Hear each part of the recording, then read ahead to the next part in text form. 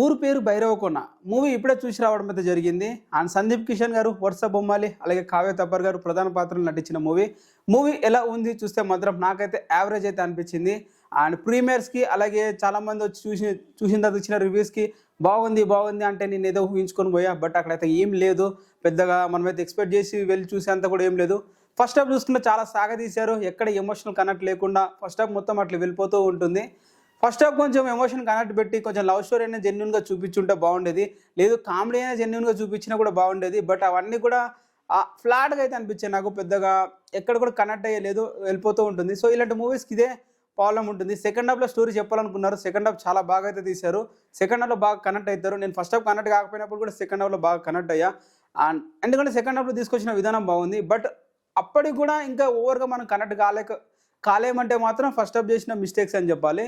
And first హాఫ్లో వాళ్ళు story develop చేసిన విధానం, మనం చూపించాలనుకునే విధానం కూడా నీట్ అండ్ క్లీన్గా అయితే చూపించడం జరిగింది. అండ్ ఇంటర్వెల్లో వాళ్ళు రివీల్ చేసిన సస్పెన్స్ కూడా ఇప్పటివరకు నేను ఎప్పుడైతే చూడలేదు.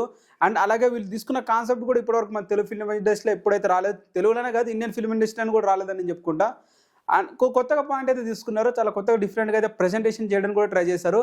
క్లైమాక్స్ అలాగే ప్రీ క్లైమాక్స్ ఇవి చాలా అంటే చాలా బాగా నీట్గా అయితే డిజైన్ చేసుకున్నారు. అలాగే దాని ముందు వచ్చి ఒక సాంగ్ కూడా నిజమే చెప్తున్నా, ఆ సాంగ్ కూడా చాలా బాగా డిజైన్ చేసుకున్నారు, దానికి సంబంధించిన సీక్వెన్స్ కూడా బాగా పెట్టారు. ఆల్రెడీ మనం చాలా కమర్షియల్ మూవీస్లో చూసిన స్టోరీ ఫార్మాటే, బట్ వీళ్ళు ఇక్కడ తీసుకున్న కాన్సెప్ట్ వచ్చేసి ఆత్మలు, దేవతలు, దేవుళ్ళు, గరుణ పురాణం అని చెప్పి ఇవి మనకి తెలియని పురాణాలను తీసుకెళ్ళి చూపించేసరికి మనకు కొంచెం డిఫరెంట్గా అనిపిస్తుంది. అలాగే ఊర్లో అంతమంది ఆ ఊరికి వెళ్ళడం, ఆ ఊర్లో మనం చెప్పొద్దు సస్పెన్స్, బట్ బాగానే ఉంది మూవీ అయితే, ఒకసారి చూడొచ్చు. మరి ఓవర్ ఎక్స్పెక్టేషన్స్ పెట్టుకుని వెళ్ళకండి, అసలు ఎక్కువ ఎక్స్పెక్ట్ చేయకండి. ఒక మూవీ చూస్తున్నాం టైంపాస్ కావాలనుకుంటే మాత్రం మీరు చూడండి, అంతకుమించి ఓవర్గా ఎక్స్పెక్ట్ చేసి వెళ్తే మాత్రం డిసప్పాయింట్ అవుతారు. అక్కడ పెద్దగా అంత ఏం లేదు. ఇది గైస్ రివ్యూ. నా రివ్యూ మీకు నచ్చినైతే ఛానల్ సబ్స్క్రైబ్ చేసుకోండి. అండ్ ఇంకా కూడా పర్ఫార్మెన్స్ గురించి మాట్లాడితే ఎందుకులే, మూవీ గురించి మాట్లాడుకుందాం. అండ్ పర్ఫార్మెన్స్ గురించి మాట్లాడాలి. పర్ఫార్మెన్స్ విషయంలో మాట్లాడు సందీప్ కిషన్ గారికి అసలు ఆ డైలాగ్స్ ఎందుకు అట్లా రాస్తున్నారో అర్థమైతే కావట్లేదు. మాట్లాడే ప్రతి మాట కూడా వినిపించట్లేదు, ఏదో తనలో తానే మాట్లాడుకున్నట్లు ఉంటుంది. నేను థియేటర్కి వెళ్ళిన దాంట్లో సౌండ్స్ కూడా బాగానే ఉంటాయి, అయినా కూడా తన మాట్లాడే మాటలు డైలాగ్స్ సరిగ్గా వినిపించవు, అదేందో నాకు అర్థమే కాలేదు.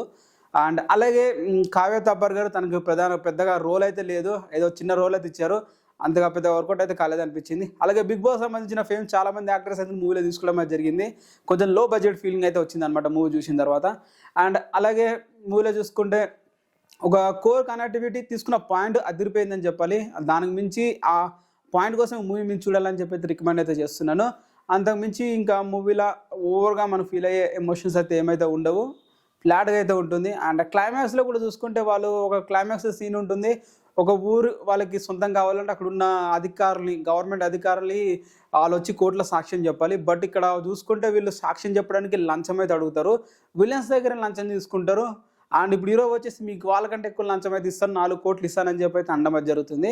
ఆ 4 కోట్లు ఇస్తే ఆ గవర్నమెంట్ ఆఫీసులు వాళ్ళ ఊరిని వాళ్ళకి ఇచ్చేసి వాళ్ళ ఊర్లో అక్కడే ఉంటారని చెప్పి చెప్పించడానికి అనే పాయింట్ అనేది చాలా సిల్లీగా అయితే అనిపించింది నాకైతే. ఇంత సిల్లీ పాయింట్తో మధ్యన తీసుకున్న స్టోరీ కాన్సెప్ట్ బాగుంది కాబట్టి నేనైతే ఇవన్నీ కంప్లైంట్ చేయట్లేదు. బట్ అయినా కూడా అంత చిన్న పాయింట్కి అంత పెద్ద స్టోరీ, అంత పెద్ద లైన్ అనేది అయితే పెద్దగా నాకైతే ఎక్కలేదు, అంత పెద్దగా నచ్చలేదు కూడా అనిపించింది నాకు. అంటే పెద్ద వర్కౌట్ అయితే కాలేదు స్క్రీన్ మీద.